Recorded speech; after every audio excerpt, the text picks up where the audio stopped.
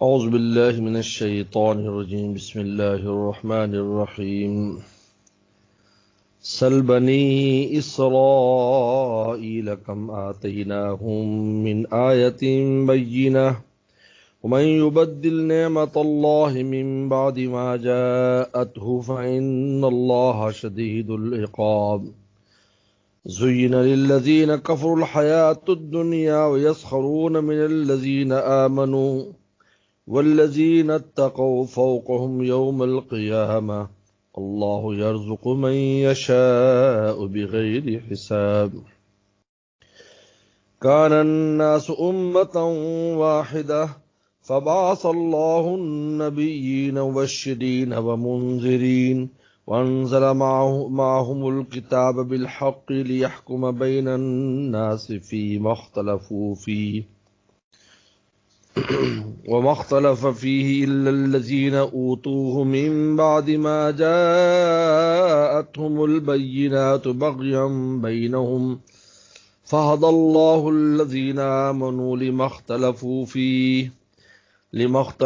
فيه من الحق بإذنه والله يهدي من يشاء إلى صراط مستقيم. أم حسبتم أن تدخلوا الجنة ولما يأتكم مثل الذين خلوا من قبلكم مستهم البأساء والضراء وزلزلوا حتى يقول الرسول والذين آمنوا معه متى نصر الله ألا إن نصر الله قريب. يسألونك ماذا ينفقون قل ما أنفقتم من خير فللوالدين والأقربين واليتامى والمساكين وابن السبيل ما تفعلوا من خير فإن الله به عليم. صدق اللہ مولانا العظیم. اللہ تعالی احکام کو بیان کرتے کرتے بیچ میں ایمان، اخلاص اور نفاق ان کا بیان کیا ہے. اب نصیحت کے لیے بنی اسرائیل کے واقعات کا اشارہ فرماتے ہیں کہ لوگوں بنی اسرائیل کے حالات دیکھ لو کہ ہم نے ان کو کتاب اللہ دی، ان میں ہزاروں پیغمبر بھیجے، لیکن انہوں نے ناقدری کی تو ان کا کیا انجام ہوا. ذلتیں ان کا مقدر بن گئی، دنیا میں بھی ذلتیں اور آخرت میں بھی ذلتیں. ہم نے غیروں کو ان پر مسلط کر دیا. اس کے بعد اللہ تعالیٰ بتاتے کہ اصل میں اس ساری جو بے راہ روی جو ہے اس کی بنیاد حب دنیا ہے. یہ نتیجہ اللہ تعالیٰ فرما رہے ہیں. حب دنیا کی وجہ سے انسان راستے سے بھٹکتا ہے. اس لیے حب الدنیا راس کل خطیہ، حدیث شریف میں آتا ہے ہر خطیہ کی بنیاد حب دنیا ہوتی ہے. دنیا کی محبت ہے، جس انداز میں بھی ہے، وہ انسان کو حق کی طرف آنے نہیں دیتی، کیونکہ دنیا و آخرت کی ضد ہے. دادا جب دنیا کی طرف میلان کرتا ہے تو آخرت سے غافل ہو جاتا ہے.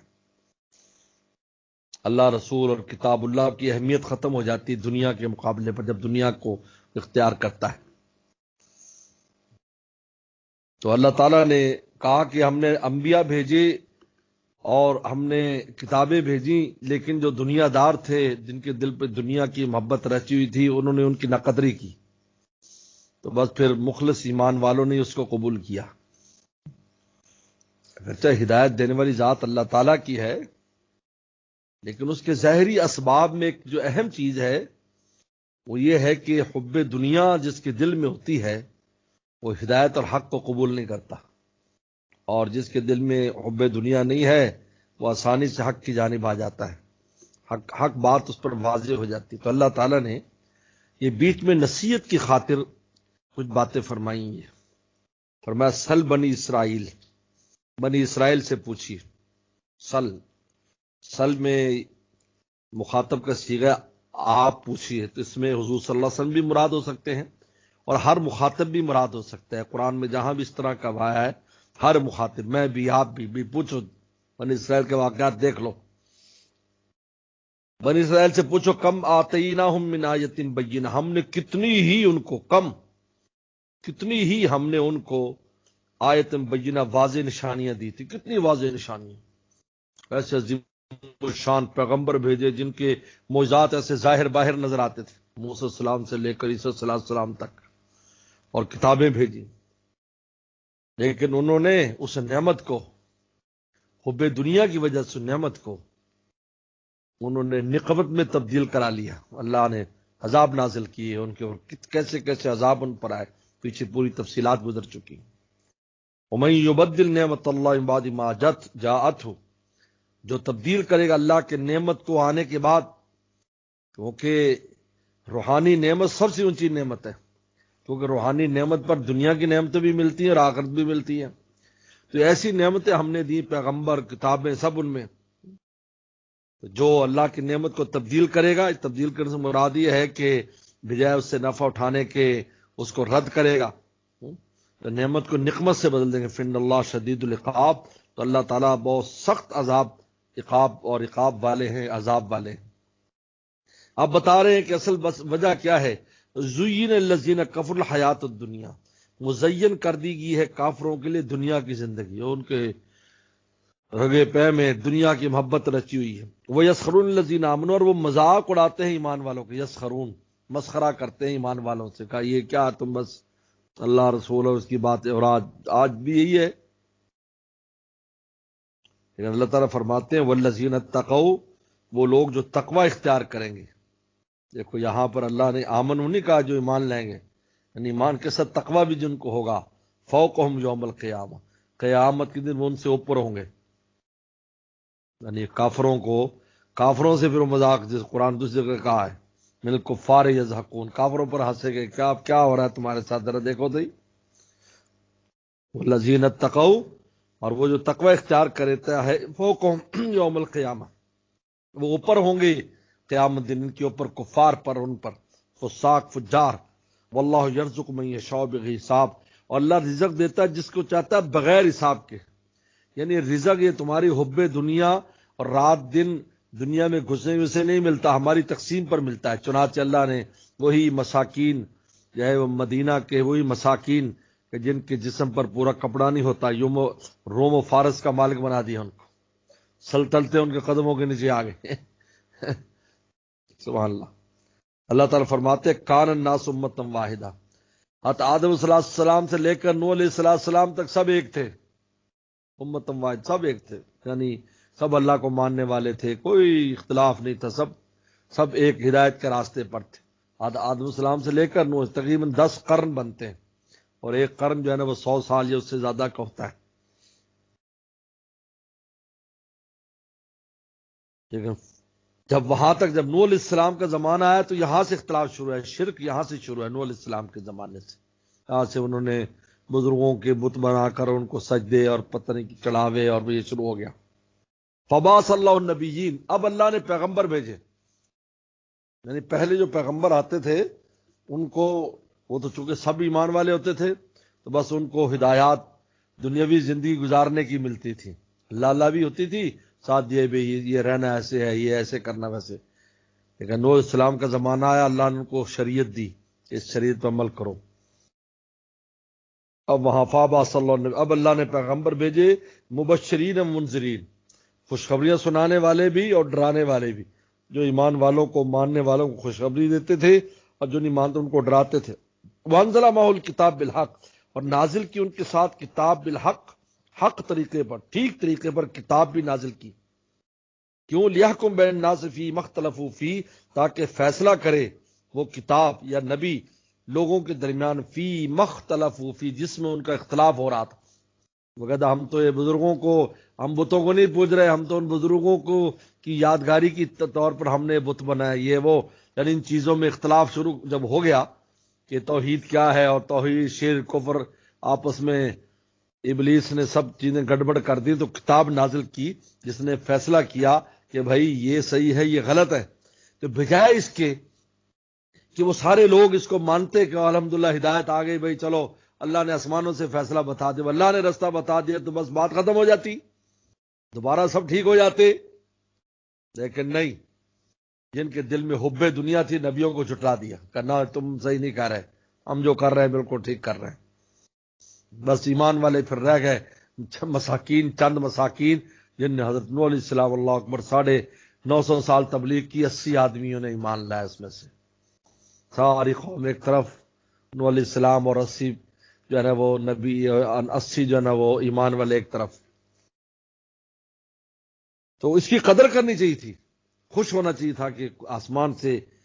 کتاب آ گئی اور نبی آ گئے، نے فیصلہ کر دیا بھی یہ صحیح ہے غلط ہے، بس ٹھیک ہے، صحیح کے پیچھے غلط چھوڑ دیں۔ لیکن وہ مختلفہ فی ہی، نئی اختلاف کے اس میں الا الذین اوتوہ من بعد ما جاءتہم البینات، مگر ان لوگوں نے جن کو جو نا یہ کتاب دی گئی، من بعد جاءتہم البینات، بعد اس کے کہ اس کے ساتھ واضح نشانیاں آ گئی تھی، آیات آ گئی تھی، بغیم بینہم، سرکشی کی وجہ سے، اور سرکشی کی وجہ حب دنیا پیچھے گزرا ہے، زین الذین کفر، یہ وجہ تھی ان کی کہ ہم پیغمبر کو کیوں مانے، ہم ان کو بڑا کیوں مانے، ہم پہلے سے بڑے، ہم ان کو کیوں بڑا مانے، بھئی یہ ہے اصل میں۔ کیونکہ جو دنیا دار ہوتا ہے تو وہ اپنے نخوت اور کبر کی وجہ سے حق نہیں مانتا، کیونکہ اس کو جھکنا پڑتا ہے، یار میں یہ مولانا صاحب کی بات مان لوں، یہ مولوی صاحب کی بات مجھے ماننی پڑے گی، میں پہلے لوگوں کا تو یہ صحیح ہے، اب میں کوئی نہیں، فلاں مولوی صاحب نے کہا بھائی وہ غلط ہے، اب یہ دوسری بات صحیح ہے، وہ مولوی صاحب کا نام آ جائے گا، میرا نام نیچے چلا جائے گا، یہ چیز پوری زندگی گمراہی سے اترنے نہیں دیتی۔ بغیم بینہم، جب یہ ہوا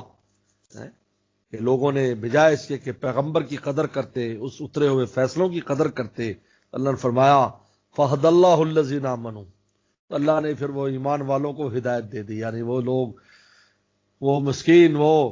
چند لوگ جو ہدایت کے طالب تھے، اللہ نے ان کو ہدایت دے دی، کہا کہ بھائی یہ ہدایت کا راستہ اب تمہارا،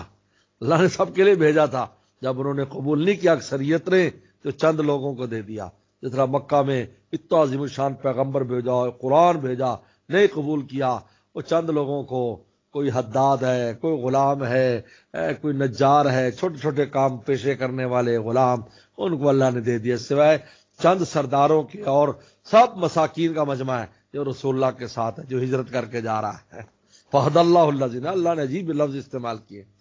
کہ بھیجا تو سب کے لیے تھا کہ خوش ہوتے، لیکن جب نہیں مانا،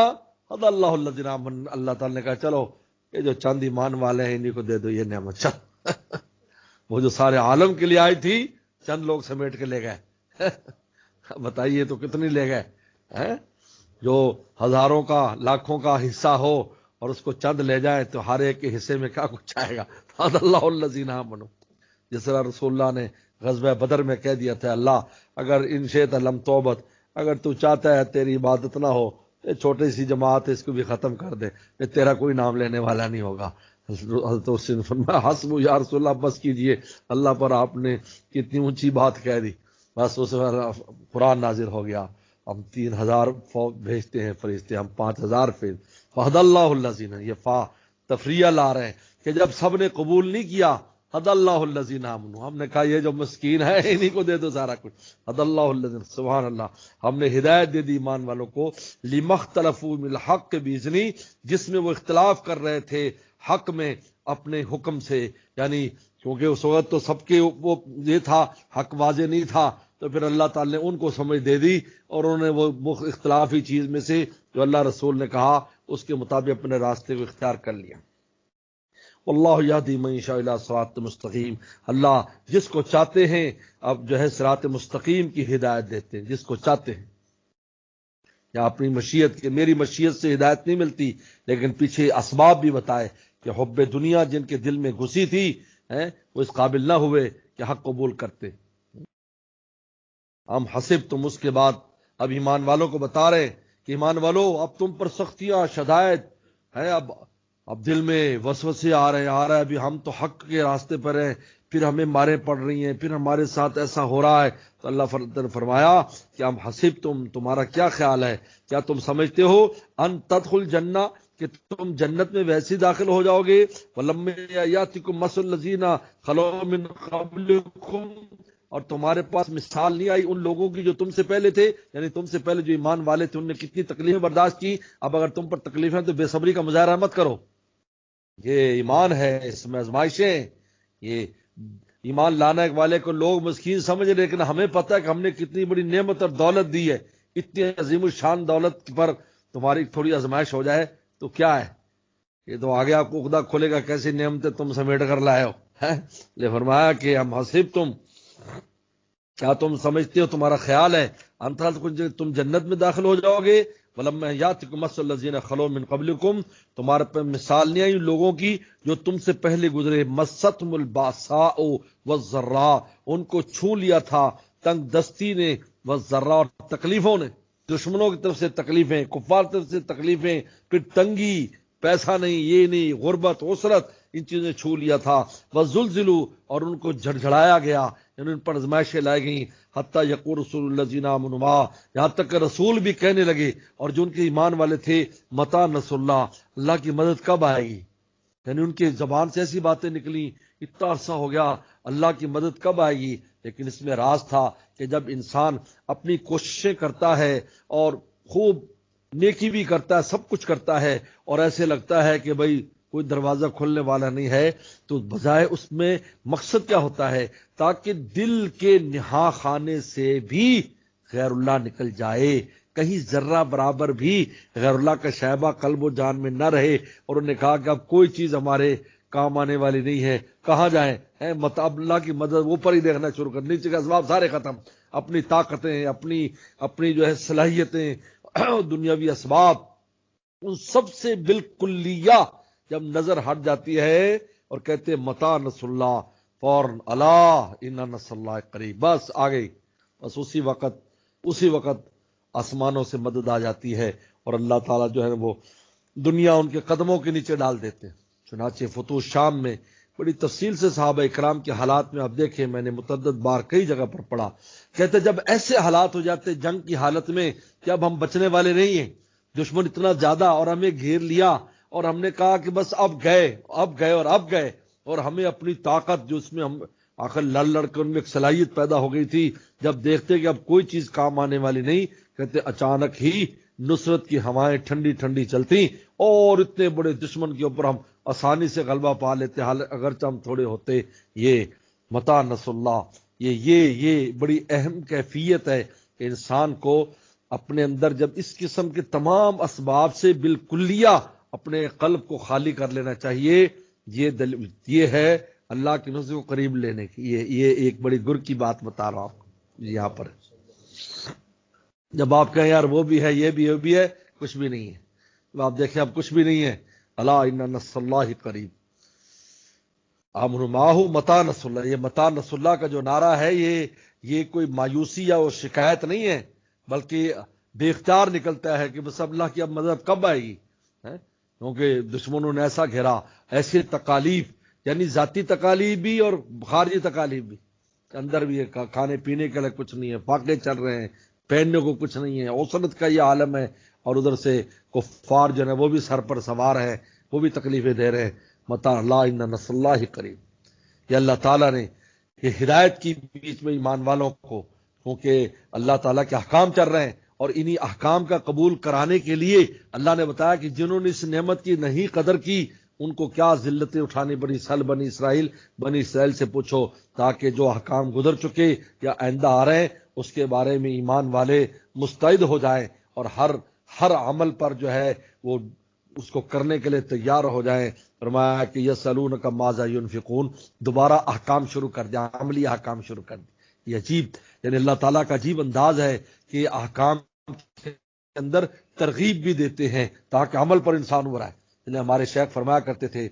رحمت اللہ علیہ کہ اللہ تعالیٰ حاکم بھی ہے، حکیم بھی ہیں. ایک حکم دیتے ہیں اور عمل کرنے کے طریقے بتاتے کہ اس پر عمل کیسے کر سکو گے تم. جب انسان یہ سوچے گا کہ انہوں نے نہ قدر ہوا تو پھر کہا نہیں بھائی یہ تو قدر کرو جلدی سے، یہ حکم آ گیا، ہمت سے اس پر عمل کرو اور اس پر ہمیں کیا کچھ ملے گا. یہ نہیں کیا تو ان کے ساتھ کیا ہوا. یہ فرمایا کہ یسألونک ماذا ينفقون، پوچھتے ہیں کیا خرچ کریں. صحابہ کرام نے پوچھا اللہ کے نبی ہم اللہ کے راستے میں کیا خرچ کریں. انفاق فی سبیل اللہ، اللہ کے راستے میں کیا خرچ کریں. اللہ تعالی نے فرمایا